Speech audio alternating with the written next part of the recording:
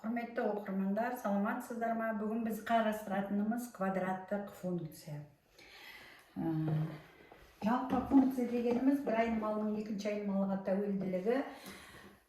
Квадраттық функцияның жалпы формуласы y-тен x квадрат 7-ші сыныпта қаралады. Y-тен ax квадрат деп a коэффициентін қосып, a-ға байланысты a 0-ден үлкен болса, квадраттық функцияның тармақтары жоғары қараған болып, a 0-ден кіші болған жағдайда квадраттық функцияның тармақтары төмен қараған деп бөліп жатамыз. Және y-тен ax квадратқа b коэффициентін қосып қарастырамыз. Y-тен ax квадратқа bx өрнегін қосып қарастырамыз.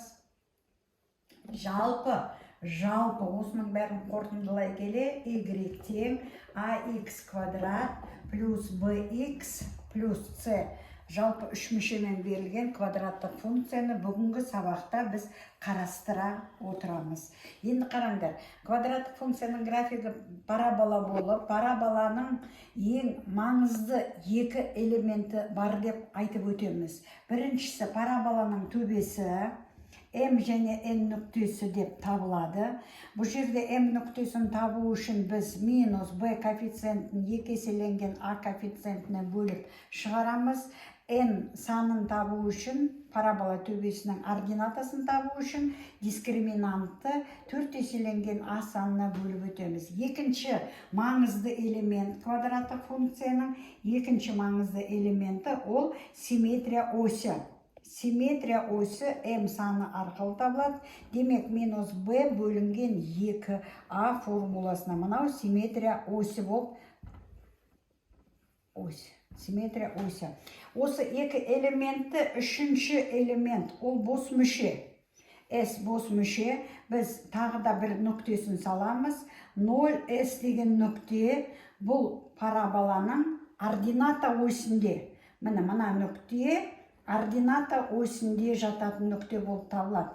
Демек, бос мүшенің де рөлі бұл жерде өте үлкен. Ендігі жағдайда, қараңдар, біз квадрат үш мүшенің дискриминант 0-ден үлкен болған жағдайын бүгін қараймыз. Бүгінгі сабақта квадрат үш мүшенің дискриминанты 0-ден үлкен және a коэффициенті 0-ден үлкен болған жағдайда b коэффициенті 0-ден үлкен болған жағдайда c коэффициенті 0-ден үлкен болған жағдайда графиктің ерекшелігі қалай схема түрде салынады. Мысалға алайық, y-тен x квадрат плюс 3x плюс 2 формуласымен берілген квадраттық функцияны қарастырайық. Бұл жерде a 1-ге тең, b коэффициентіміз 3-ге тең, және c коэффициентіміз 2-ге тең. Демек, координата жазықтығында міндетті түрде біздің график мына нүктеден өтеді. Осы мүше бір нүктесін белгілеп қойдық. Ары қарай біз егерде қазір мына симметрия осыны қарастыратын болсақ, 3-ті 2-ге бөлгенде мына жердегі нүктеміз бар, минус 1,5 деген, минус 1,5. Енді симметрия осі осы нүкте арқылы өтетін болады. Осы түзу симметрия осі болады. Симметрия осі. Мынау екінші элемент, үшінші элемент параболаның төбесі. Есептегенімізде дискриминант бұл жерде 1-ге тең, дискриминант 1-ге тең. Демек, n нүктесін параболаның төбесін анықтау үшін минус 1-ді 4-ге бөлеміз. Демек, минус 0,125 деп қарастырамыз. Мына жердегі нүкте, мысалға мынау болсын 0,25, біздің параболамыз, қараңдар, 2 арқылы өтіп, симметрия осіне барып, мына жерден былай қайтады. Қараңдар, мына жерге, мына экранға кішкентай назар аударыңдар. Мынау жасыл сиямен салынған график, y-тен 3x квадрат плюс 2x плюс 3x плюс 2 формуласымен берілген функцияның графигі. Мынау оның симметрия осі. Екінші бір мысал, 2x квадрат плюс 9x плюс 5 функциясын графигін қарайтын болсақ, міндетті түрде 5 деген нүктеден өтеді. Мына 5 деген нүктеден өтіп тұр. Симметрия осі бұл жерде үшінші ширекте орналасқан. 9-ды 4-ге бөлсек 2-де 25 нүктесі мына жерде.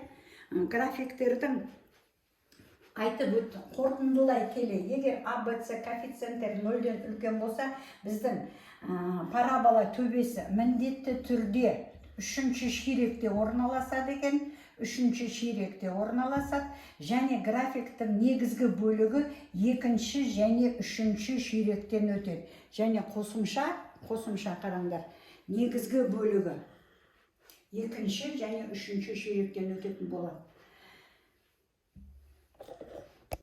Екінші жағдай, мысал ретінде y-тен x квадрат плюс x минус 6 функциясын қарастырайық. Бұл жерде a 1-ге тең оң таңбалы, b 1-ге тең оң таңбалы, c коэффициентіміз минус 6. Енді бірінші графикпен салыстырғанда қалай өтетіндігін анықтау үшін ең біріншіден біз дискриминантын есептеп аламыз.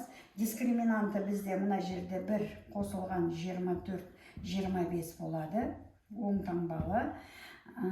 Параболаның төбесін анықтаймыз, mn сандарын.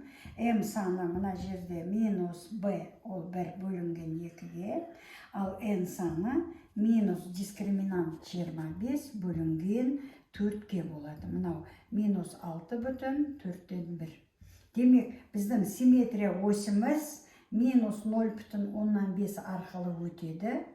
Параболаның төбесі минус 2-ден 1-де, минус 6,4-ден 1, және бос мүше S бізде бұл жерде минус 6-ға тең.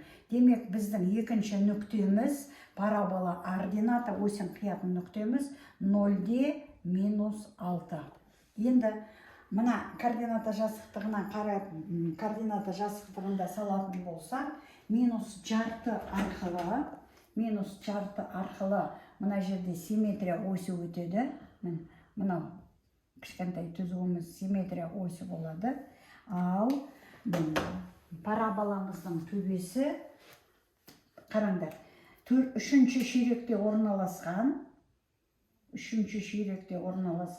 мынау минус 4, минус 5, минус 6, мынау минус 6 мен минус 7 болсын. Демек, біздің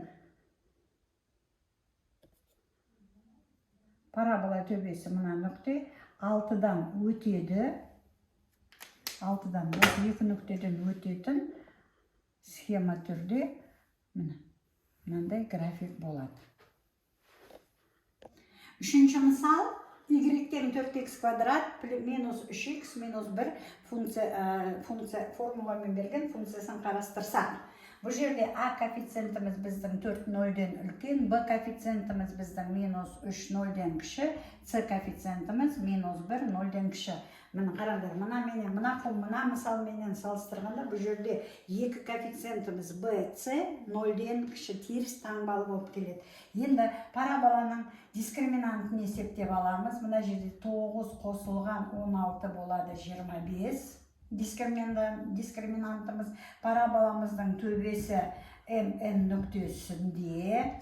M'ді табу үшін мен мына жерде 3-ті бөлемін 8-ге, 8-ден 3 болады.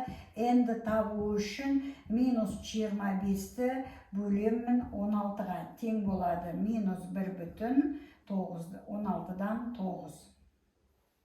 Енді қараңыздар, мынау менің төбем. 8-ден 3, бірінші ширекке кетіп ауысып отырмыз. Минус 1,9-дан 16 деген 4-ші ширекке түсіп отырмыз. Парабола төбесі 4-ші ширекте орналасқан болады. 4-ші ширекте. Симметрия осі X менде 8-ден 3 болады. Және қосымша екінші бос мүшеге қарап, менің нүктем 0 және минус 1-ден парабола өтетін болады. Енді мына жерде басқа бір сияменен қазір алып, осыны қарастыратын болсақ, біздің графиктің негізі, қараңдар, бірінші, мына екінші мысалда негізгі бөлігі, төбесі 3-ші ширекте негізгі бөліктері функцияның графигі екінші, 4-ші ширектен, екінші, 3-ші ширектен өтеді десек, мына жерде, мына бір нүктені 8-ден 3 деп, мына нүктені, қараңдар, шамаменен міне мысалға осы жерде парабола төбесі дейтін болсақ, -1-ден, мына нүктеден менің графигім өтетін болады. Демек, екінші функцияның графигі былай өзгереді. Таңбалары, коэффициенттердің таңбалары өзгерген жағдайда деп айтамыз. Параболаның төбесі де міне 4-ші ширектен өтетін болды. 4-ші ширектен. Мына жерде 3-ші ширектен. Егерде B, C коэффициенттерінің таңбасы теріс болған жағдайда біздің графиктің төбесі 4-ші ширекте орналасатын болады.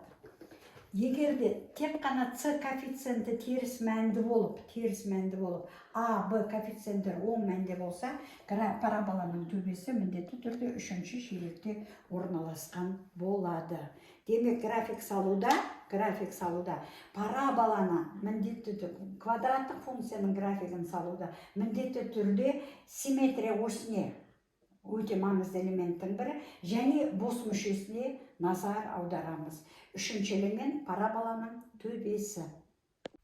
Ал құрметті оқырмандар, бүгінгі квадраттық функциямыздың сабағымызды қорытындылай келе, y тең ax квадрат плюс bx плюс c үш мүшесімен берілген функция болған жағдайда және квадрат үш мүшенің дискриминанты 0-ден үлкен болған жағдайда, қараңдар, А, Б, С коэффициенттері 0-ден үлкен болған жағдайда симметрия осі міндетті түрде 3-ші ширекте орналасады.